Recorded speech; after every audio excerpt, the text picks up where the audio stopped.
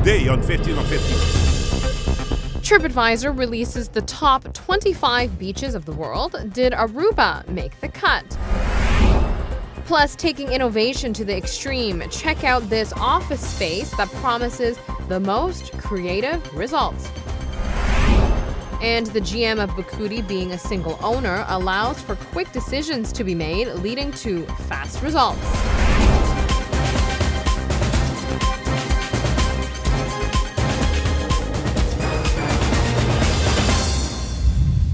Thank you for joining us. I'm Yentl Lieuw. Recently, TripAdvisor's top 25 beaches in the world list was published. Did Aruba make the cut? Let's find out. There are many gorgeous beaches around the world. This is reinforced with TripAdvisor's pictures of the top 25 beaches in the world. Coming in first is Brazil's Bahia do Sancho. As you go down the list, some of the images are really spectacled. Rounding off at number 10 is Greece's Elefantini Beach. None of Aruba's beaches made the top 10. Now, when even Turkey made the list at number 20, we were starting to worry. But be patient. Aruba did manage to still be part of the top 25 list, coming in at 23. Aruba's beautiful Eagle Beach represented. The quote that TripAdvisor chose to use is intriguing. For the other beaches, it always said it was one of the best beach experiences or one of the most beautiful, but beside Aruba's Eagle Beach, it states first come, first serve. Now, I'm not sure if it is referring to the palapa use, but it is certainly not an appealing quote to display for users of TripAdvisor. I wonder if the first come, first serve had anything to do with Aruba being knocked down all the way to 23. That is most definitely food for thought. In other local news, the government is now one step closer to becoming 100% sustainable by 2020. Every street light on the island is set to be converted to LED. On Monday, the government, together with Almar, signed on to commit to their latest project. Almar will be converting all existing streetlights on the island to LED. A total of 12,000 streetlights will be switched. Currently, the island has 9,000 LED streetlights. Due to the amount of cost LEDs save, the government and Almar can afford to put up another 3,000. In the coming 6 to 8 weeks, the LED lights will arrive on the island. It will take approximately 2 years' time to convert all the lights. This will be a first in the Caribbean once again. Aruba will become the only island with all LED streetlights. The project fits with the government's goal in transitioning Aruba to being 100% sustainable by the year 2020. Now, speaking of sustainability, the concept is being instilled in the future of the island's teachers. On Monday, students of IPA, which is Aruba's local teacher school, visited the government as well as the parliament for a global perspective topic in sustainable development. The young professionals met with the Prime Minister, with the Minister of Youth, as well as the President of the Parliament.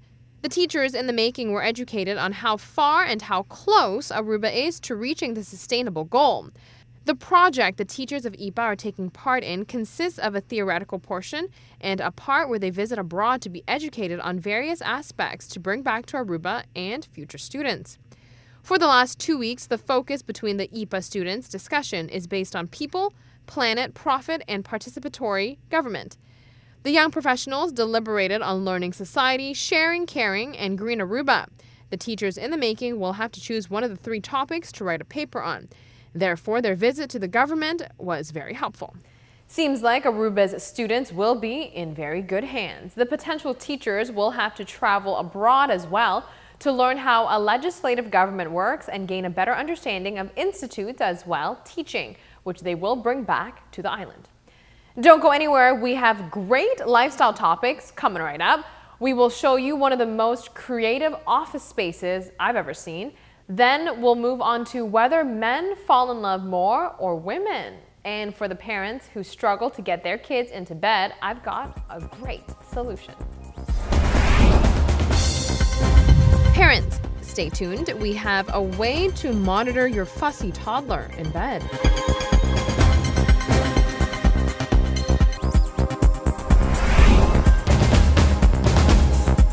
Welcome back from the break, and thanks for staying tuned to 15 on 15. Creativity and innovation has become key aspects in many people's job descriptions. But how do the employers help facilitate their staff to reach that mindset? Here's us stirring creativity to the management teams out there. Perhaps a giant pool of balls will help. Here's what I mean. From the outside, this looks like just a regular office, but it is far from ordinary. Here, creativity is in abundance. Pearl Fisher, a design company in London, spans too many markets, so they have to be on top of their game at all times. The staff here often venture to their break room to brainstorm. The difference with this office is that they are sitting on 81,000 white balls. It is an office entirely converted into a giant adult playground. It is believed to promote the power of play.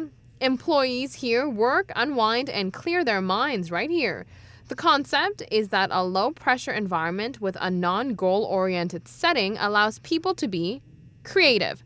Executives here say stemming away from targets and goals means becoming more productive, more refreshed, and energized. The idea of transforming a workspace into a playground isn't new. Google, Facebook, and Yahoo have all done it. What this space really does is create playful environments, fostering creative process. So it wouldn't be such a bad idea for some of Aruba's companies to get on board. Let's talk relationships and emotions for a minute. A new study finds men actually fall in love way more often than women. Surprise, surprise. 2,000 men and women were polled. Results found that men fall in love far more often than women do, with more than half of men saying they've loved more than one person in their lifetime, and 45% of women saying the same. There are other findings to back this up. A study done by Match.com in 2011 showed that 54% of guys said they'd fallen in love at first sight, and only 44% of women said they had, which shows that men are falling in love at first sight much more often. Also, another study from VoucherCloud.com also asked 2,000 people, evenly split between men and women, who were currently in relationships, when they fell in love with their partner, and men said it took them 3 months and women said it took them 5. It is tough to say why that's the case, but either way, it is most definitely good to know. Parents know firsthand how tough it can be some nights getting your child to go to sleep. Now there is a smart bed to help you. Meet the Sleep IQ Kids Bed. It has some very interesting features. First, it has a fearless monster detector, allowing moms and dads to scan the room with their phone to make sure the bedroom is monster-free. It is an app-integrated bed. This is the first bed that is fully app-controlled. Everyone can take a look at how their family slept. There are also child-based experiences. You can monitor the restful time in bed that your little one had the night before. If the child or teen is texting or got out of bed, an alert can be sent to your phone to tell you. The bed can also monitor teens. You can really see how homework and sporting events starts to really affect their sleep. The individual can make changes according to what the app suggests to help them. Now on this show alone, we have discussed a lot of smart items. I wonder what the next smart product will be. Don't go anywhere. We have this coming right up for you. Reinvesting on the property has added to the success of Bukudi. Details coming up.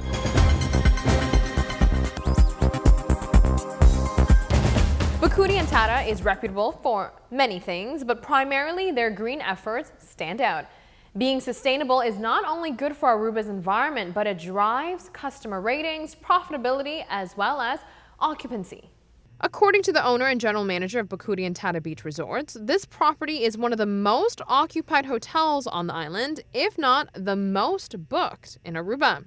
Our occupancy has been in the 90s for the last 20-odd years that we have been operating.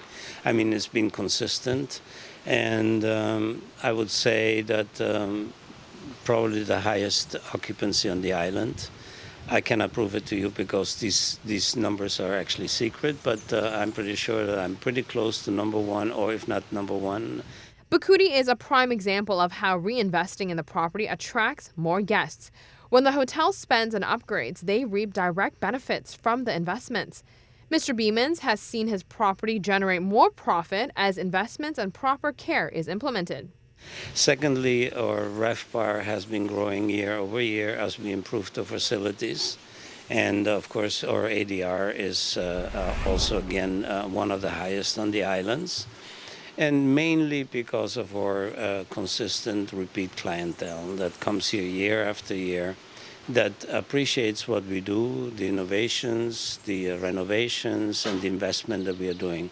Being an independent owner and not having corporate or a board to answer to has allowed Mr. Beamans to make quick decisions, which leads to fast results. Being a single owner has most definitely attributed to the success of Bukuri and Tara.